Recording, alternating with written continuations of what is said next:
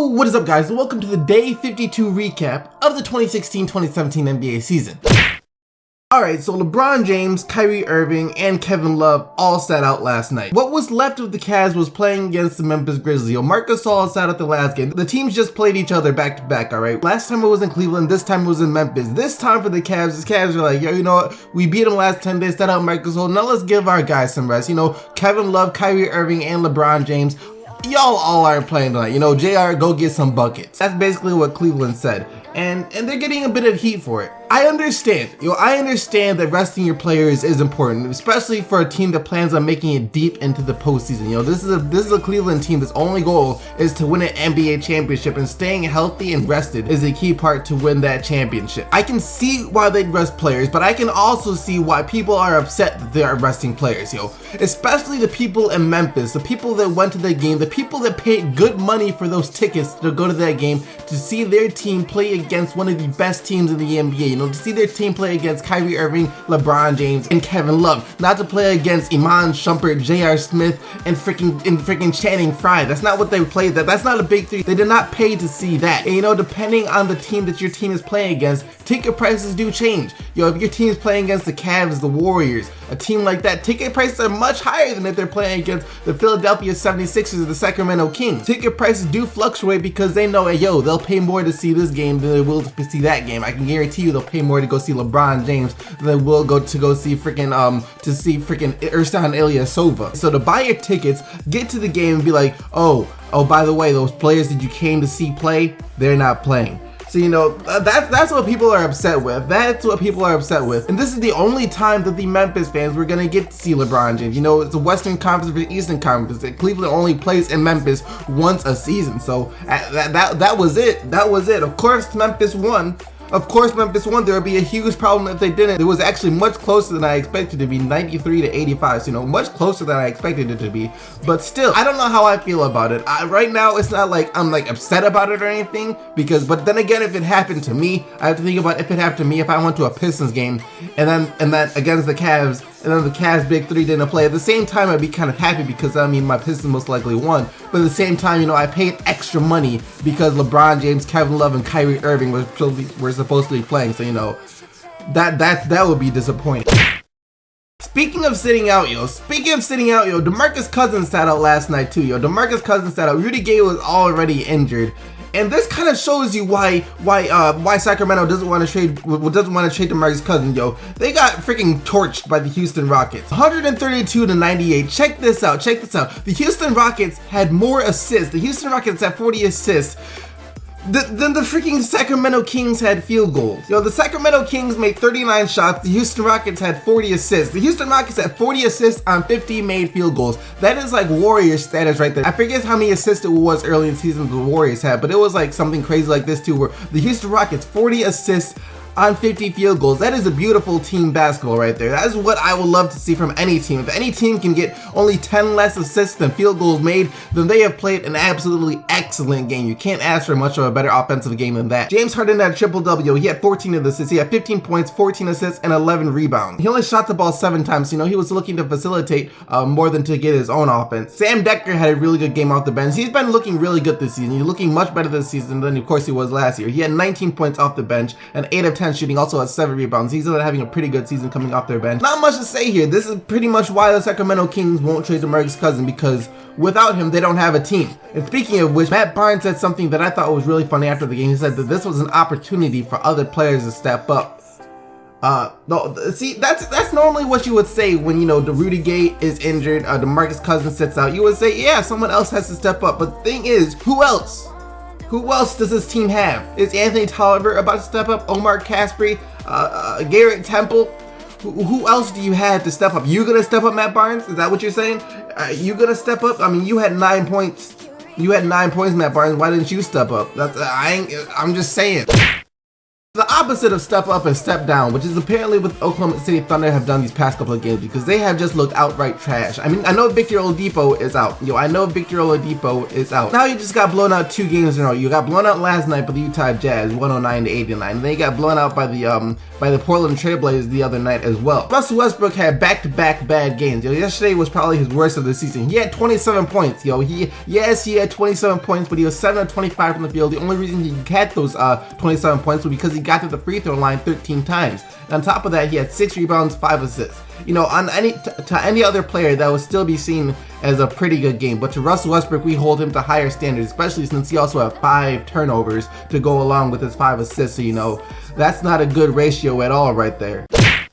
I mean, Boston isn't making any excuses. They went out and fought the San Antonio Spurs last night. They give them a good fight. 108-101. They gave the San Antonio Spurs a good fight without their arguably their best player in Isaiah Thomas. Avery Bradley stepped up. Avery Bradley's been doing this all season long, but now I think people are starting to notice it since he doesn't have Isaiah Thomas. He is stepping up big time. Last night, 25 points, 10 rebounds. Those are numbers you expect from a big man. Looking at you, Al Horford. Those are numbers you should expect from a big man. A 25-point, 10 rebound game from a 6'2" guard. Well, meanwhile, Al Horford had 5 rebounds and 13 points from their center. San Antonio Spurs, though, no LaMarcus Aldridge either. Kawhi Leonard, of course, did his usual thing. He had his 26 points and 6 assists. Typical Kawhi Leonard for you right now. Still having a really good season. Getting overshadowed, of course, by, James Harden and Russell Westbrook and all those other players doing crazy things. But Kawhi Leonard has been having a really consistent, really good year. And, the Spurs are just doing Spurs things. They're 20-5 on the year right now. They're still one of the teams that's still really freaking good, but still, people just don't talk about them because I guess it's what we expect. I mean, the San Antonio Spurs, we expect this every single night from them. They're probably the team that could go at like 81-1 and people still wouldn't notice. People still wouldn't talk about it.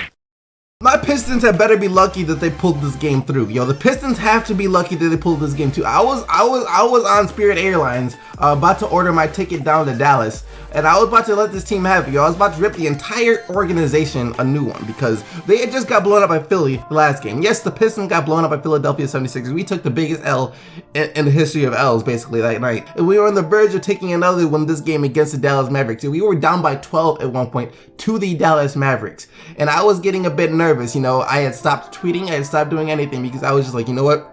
I can't do this. But they came back. They came back in the fourth quarter. They outscored Dallas 35-21 in the fourth quarter and pulled out with a 95-85 win. The Pistons offense has still not been looking very good. It has not been pretty at all. It's not been pretty whatsoever. Defensively, they are one of the best teams in the NBA. If they could just get their offense to be at least average on a consistent basis, we would start winning some more games because we're keeping all the games pretty close, except for the Philly game, with our defense. You know who needs to start winning again? The Los Angeles Lakers. They have now taken back-to-back L's. They are on an 8-game losing streak. And I think I might have cursed them a little bit because when they were, I think it was like when they were like 10-10, I made the video. So right after they got their last win, I think I made a video talking about that they could be a playoff team. And right after that video, bang, bang, bang, bang, bang, bang, bang, bang. And I get that they're injured, but they are healthy now. They are healthy now. I mean, D'Angelo Russell still can't play, a lot of minutes. He's been struggling in his return, which you can kind of expect. But the whole team has been struggling. They were looking so good. They were looking so good starting the season, and now they're playing like the team that people were expecting them to play like going into the season. They're 10-18 on the year, so their playoff chances aren't looking too good right now. I mean, if they do get it together, sure, they can look like a good team and all, but they've already dug themselves a pretty big hole, and going out to losing to the Brooklyn Nets isn't impressive at all. The Charlotte Hornets need to get their act together too. The Charlotte Hornets do need to get their act together, yo. Their head coach called them out after the game last night for playing soft. They're on a 3-game L streak. And their head coach just called them out for playing soft, and they are. The Charlotte Hornets do have the capability to be a really good defensive team, and to be that, you can't be giving up 109 points to the Washington Wizards. You just can't do that. They were in one of the nicest stories in the NBA a few weeks ago because they were playing really well, but now they have regressed. And they have to get back to that level that they were playing a couple of weeks ago. And for the Washington Wizards, though, this is good. I mean, you'll take all the wins you can get. You're 10-14, so you're still not quite out of the playoff picture in the Eastern Conference. You're not quite out. I mean, are you expected to make it still? No, but I mean, anything is possible. Bradley Beal and John Wall had good games last night. Bradley Beal was awful in the first half, straight up awful, but he came alive in the second half. Had a career high in assists, 9 assists for Bradley Beal. He finished the game with 20 points and 9 assists, and then John Wall had a really good game as well, 25 points, 10 assists, and 7 steals. He did have 8 turnovers, so his turnover problem still continues. Try and focus on turning the ball over a little less, because for a point guard, you can't be giving up 8 turnovers like this on a consistent basis like he does. But they got the win. That's all you can be happy with. The Washington Wizards got the win.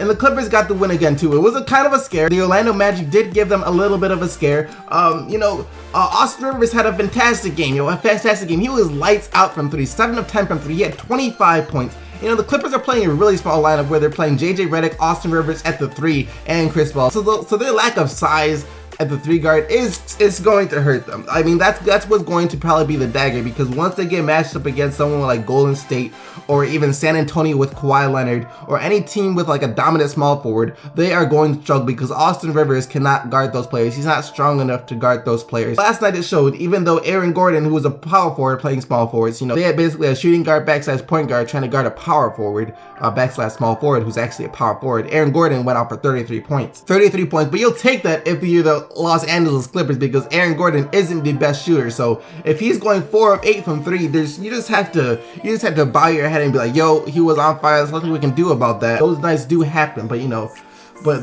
those nights do happen. But the Clippers did get the win, Like I said, Austin Rivers 25 points, Blake Griffin 23 points, DeAndre Jordan 22 points, 12 rebounds, and Chris Paul had 16 points and 10 assists.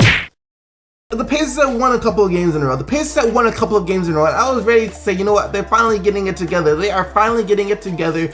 About time. And then they go out and lose to the Miami Heat. Hassan Whiteside did have a 20-20 game. I believe this was his second of the season. He had 26 points and 22 rebounds. So an absolutely dominant game from Hassan Whiteside. For the Pacers, who are a team that was expected to be like a top 4 seed in the Eastern Conference coming into the year. That's what people saw them as, considering they had just picked up so much talent. They're 13-13 in the year, still hovering at that 500 mark, so underperforming for what the expectations were for them going into the season. Paul George had 22 points, but no one else really did anything. And then the Toronto Raptors continue to be a really good team. DeMar DeRozan, another 30-point game. He had 31 points last night. Kyle Lowry also had a good game. He continues to shoot the 3 ball really well. He was 5 of 10 last night from 3. He had 20 points and 7 assists. It was just solid contributions everywhere from the Toronto Raptors. Jonas Valanciunas chipped in 17 points and 10 rebounds. Terrence Ross and Corey Joseph had 13 apiece off the bench. The Toronto Raptors are still a really good team. They are a really good team. It's just, when the playoffs come, what will they have what it takes to beat Cleveland? Most likely not. It's just the sad reality for the Toronto Raptors right now, that they're just a victim of Cleveland in the Eastern Conference. And that about wraps it up for all the action from the Day 52 recap. Let me know what you guys thought about this down below, especially when it comes to the resting players thing. Do you guys think it's okay for teams to rest all of their best players on any given night? And remember to like the video if you did like the video, and subscribe to the channel if you haven't already for more daily NBA recaps, stuff like that. And daily NBA videos is what I do on this channel. You guys know what that means. I'll be right back here tomorrow with another NBA video. So until then, keep getting the buckets, Team SDC, and I'm out of here. Peace!